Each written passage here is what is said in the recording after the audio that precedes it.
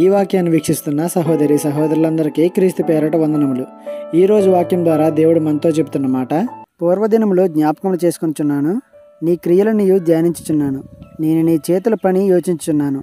కీర్తన గ్రంథము 143వ అధ్యాయము 5వ వచనము. దేవుని క్రియలను గురించి, ఆయన చేతి పనుల గురించి జ్ఞాపకం చేసుకుంటున్నాడంట దావీదు. వాటిని ధ్యానించుకుంటున్నాడంట. జెన్యూన్గా చెప్పండి, మీరు ఎప్పుడైనా దేవుడు చేసిన క్రియలను, అంటే మీకు చేసిన మేలులను, లేదా దేవునిలోకి మీరు రావడానికి దేవుడు చేసిన పనిని మీరు ఎప్పుడైనా జ్ఞాపకం చేసుకున్నారా?